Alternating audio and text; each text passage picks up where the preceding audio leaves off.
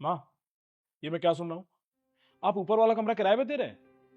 हाँ, सही सुन रहा है तू। अरे आप लोगों को अच्छे से पता है कि वहां पर मैं और सोरा रहते हैं, फिर भी तो तुम दोनों अपने लिए कोई नया ठिकाना ढूंढ लो, लेकिन ऊपर का हिस्सा तो मैं किराए पे दूंगी। देखा तुम्हारी माँ का लालच, चंद रुपए के लिए अपने बेटे को घर से बेघर कर रहे हैं। वाह मम्मी जी, कमाल है आप तो। अरे माँ, ऐसी कौन सी मजबूरी आ गई? घर में सब कुछ तो है, मैं अच्छा खासा कमाता हूँ, किसी चीज की कोई कमी नहीं है, फिर भी आप लोग ऐसा कर रहे हैं, वो भी अपने बेटे के साथ। मेरा कोई बेटा नहीं रहता इस घर में, और बेटा होने का हक तो तुम बहुत पहले ही खो चुके हो। क्या? पापा देख लो मम्मी क्या बोल रही है। वो ठीक कह रही हैं। तुम जानना चाहते हो ना कि हम लोगों ने ये डिसीजन क्यों लिया है?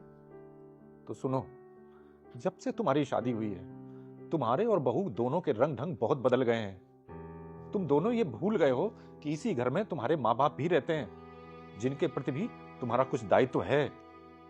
अरे एक तो अपने मामूली से छोटे मोटे खर्चों के लिए हमें तुम दोनों का मुंह ताकना पड़ता है, और दूसरा उससे खराब स्थिति तब हो जाती है जब इसके लिए तुम दोनों की इतनी जली कटी बातें सुननी पड़ती हैं। तुम दोनों के जवाब सुनकर तो ऐसा लगता है मानो कलेजा छिड़ जाएगा।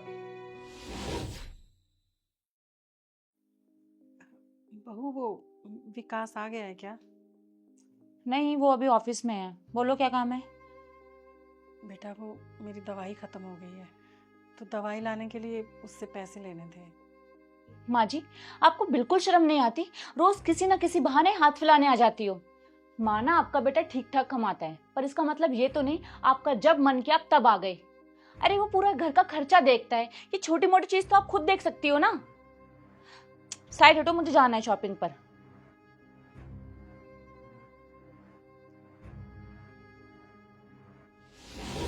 बेटा, हम्म। वो कल से आधा लीटर दूध थोड़ा ज्यादा मंगवा लेना। क्यों, क्या हुआ? मुझे सोने से पहले दूध पीने की आदत है, और बहू ने दूध वाले से कह के दूध कम करा दिया है, तो इसलिए। पापा आपको पता है ना, दूध के रेट दिन पे दिन कितने बढ़ते जा रहे हैं। जितना दूध आ रहा है ना, उसका बिल भरने में जान निकल जाती है, और आप लोग की फरमाइशें खत्म होने का नाम नहीं ले रही हैं। पर बेटा मुझे पेट में। पापा इस उम्र में थोड़ा कम खाया पिया कीजिए, सेहत अच्छी रहती है।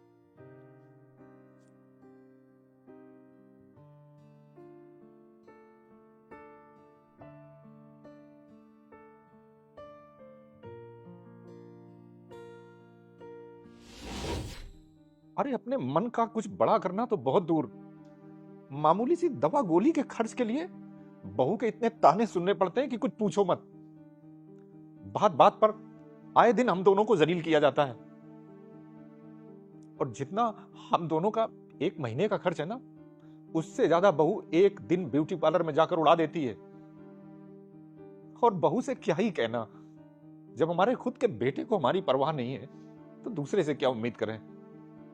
इसलिए मैंने और तुम्हारी मां ने यह डिसीजन लिया है कि अपने खर्च के लिए ऊपर का पोर्शन किराए पे देंगे।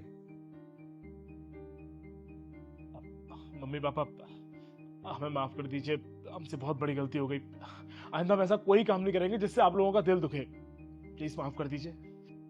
देखो बेटा, तुम्हें अपनी गलती का एहसास नहीं है, बल्कि तुम दोनों को ये चिंता है कि तुम दोनों अब कहाँ जाओगे, क्या करोगे। तुम्हारे इन मगरमच्छ के आंसुओं से मैं पिघलने वाली नहीं हूं। एक बात याद रखना कि वो वक्त अब चला गया जब बच्चे अपने माँ बाप पे अत्याचार करते थे और माँ बाप सहते थे।